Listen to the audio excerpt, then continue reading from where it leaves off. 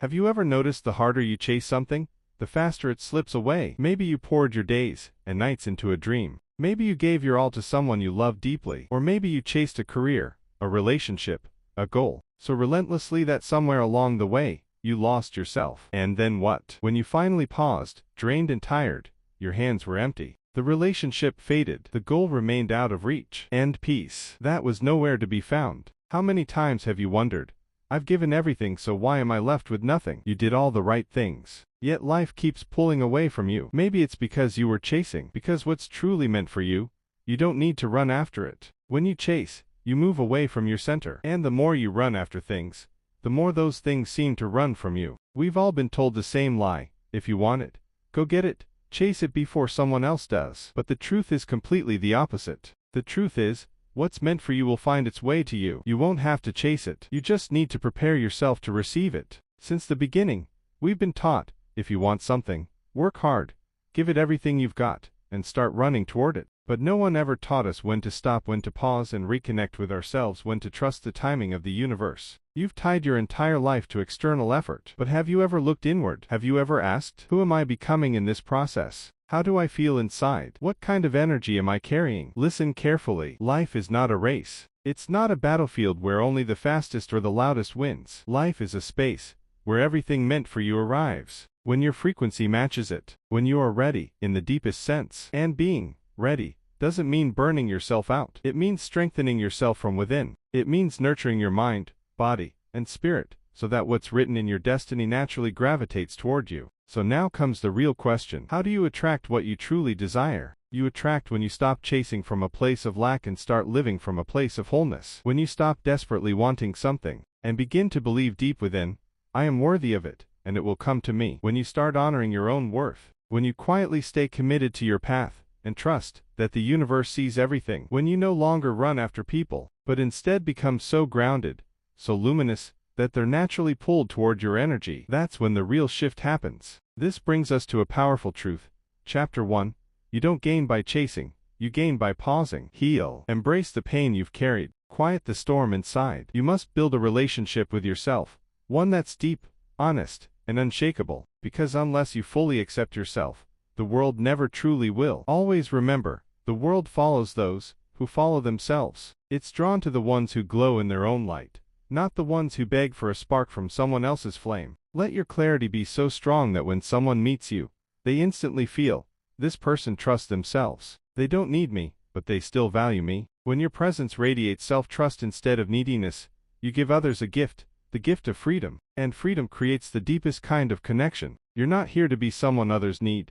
You're here to become someone they want to be around. That shift only happens when you learn how to fill your own empty spaces. When you begin to accept yourself, nurture yourself, and grow from within, you become a magnet that doesn't try to attract. And yet people are drawn to your energy without knowing why. Your goal isn't to track who enters or exits your life. Your real focus should be simple. How do I feel about myself today? If each day you choose a little more peace, a little more clarity, a little more inner balance, then eventually, the world can't help but move toward you. Chapter 2. The art of letting go. Not holding on. Ever tried gripping a handful of sand? The tighter your fist, the faster it escapes. But the moment you open your palm, gently, without force, that same sand rests quietly for a while. That is life. That is love. That is every relationship, every dream, every outcome. The more you cling, the more it slips away. Because behind holding on there's fear, there's restlessness, there's insecurity, and that kind of energy, it doesn't create connection,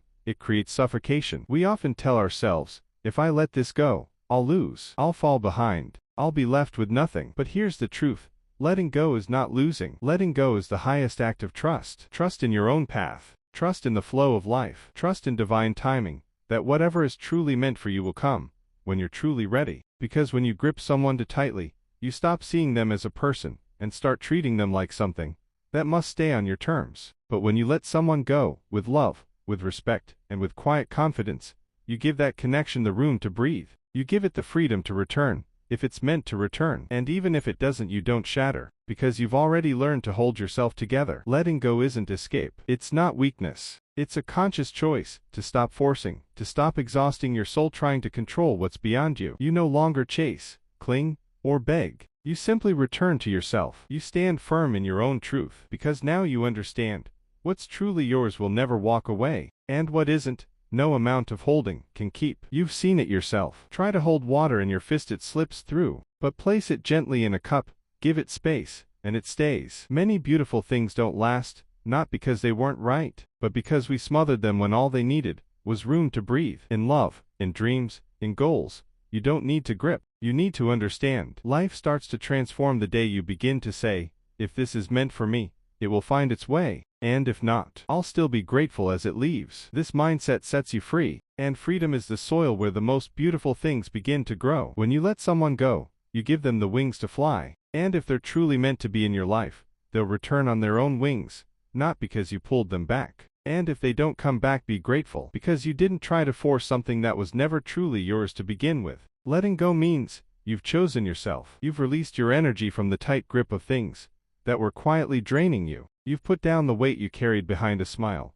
while your heart was quietly breaking. And when you finally learn to let go, you feel lighter. And when you feel light, you start to rise. You soar. You reconnect with your true self. And from that place, you begin to attract only what is aligned, not what you chase, but what flows naturally to those who've mastered the art of understanding, not holding. Chapter 3. Protect your energy. Have you ever felt completely drained even on a day when you barely did anything? You wake up from sleep, but your heart still feels heavy, your body aches for no reason, and your mind is restless, tangled in thoughts that don't make sense. It's not because you worked too hard. It's because you gave your energy to things that gave you nothing in return. You poured yourself into that person, that relationship, that one conversation, those endless worries, those fears, those situations that were never yours to carry in the first place. Every morning, life hands you a limited amount of energy, a fresh battery, and you spend it throughout the day. Now just imagine, you waste that battery on people who don't value you, on thoughts that only drain you,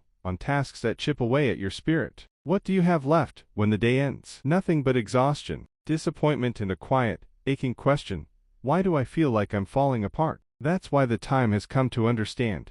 Your greatest asset is your energy, and even more important than protecting it is asking yourself one honest question: where and on whom are you spending it? Every time you feel the need to over-explain yourself, you drain your energy. Every time you sit and wait for a reply, you drain your energy. Every time you try to excuse someone's cold behavior, you're quietly bleeding energy. And every moment you second-guess yourself, doubt your worth, or shrink just to fit someone else's comfort, you're not just losing energy, you're losing pieces of your inner power. So the real question is, how long will you keep pouring into people who never truly chose you? How long will you keep knocking on doors that were never meant to open for you? Here's the truth you need to hear. You're not meant to fit everywhere. Not every connection is your responsibility to fix. And no compromise should come at the cost of your self-respect. You simply don't belong where you are not valued. So stop giving and giving to places, people, and situations that aren't even open to receiving your attention, your presence, your energy. They are not ordinary. They are sacred. Protect them like they matter, because they do. The day you truly recognize your worth is the day you stop chasing. And from that moment on,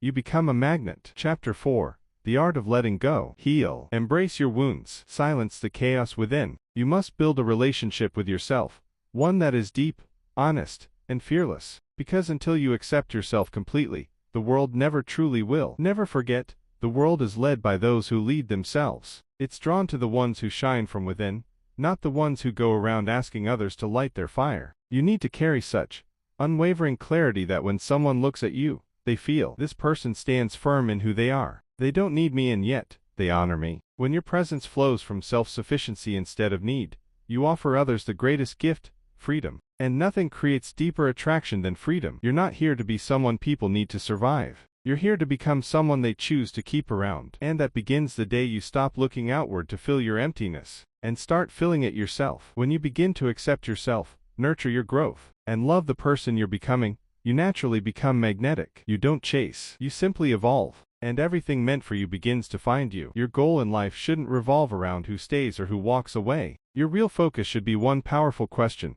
how do I make myself feel today? If you can become just a little more peaceful, a little more clear, and a little stronger than you were yesterday, then nothing in this world can stop your energy from becoming magnetic. Have you ever tried to tightly grip a handful of sand? The harder you squeeze, the faster it slips through your fingers. But the moment you relax your hand and hold it gently, that same sand stays. That's how life works. That's how love works. That's how dreams, relationships, careers, and almost everything else really work. The more you try to control, the more it escapes. Because control is rooted in fear, insecurity, and anxiety, and those energies suffocate the very thing you're trying to protect. We've been taught to fear letting go, to believe that release means loss, failure, or loneliness. But the truth is, letting go is not a loss. It's the highest form of trust. Trust in who you are. Trust in the timing of your life. And trust in the universe's ability to bring what's meant for you. When you grip someone too tightly, you shrink them down to something that must stay on your terms. But when you let them go, with love, with dignity,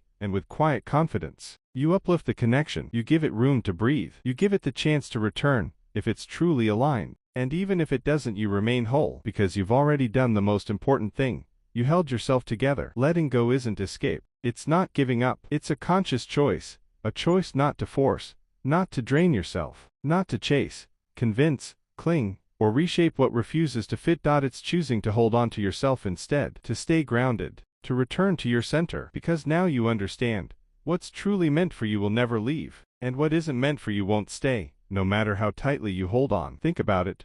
Water slips through a clenched fist, but when you gently place it in an open cup, it stays. That's the nature of life. That's the truth behind so many things we try to keep.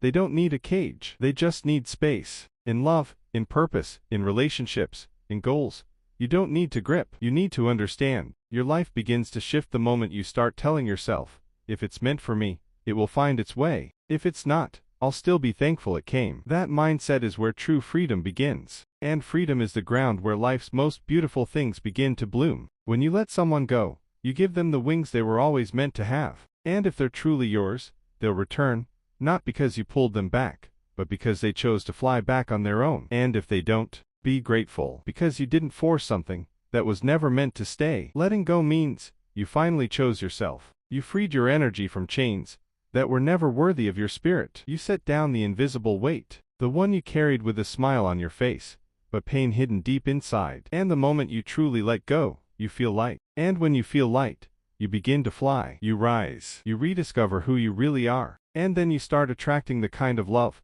peace, and success that only comes to those who no longer cling, but understand.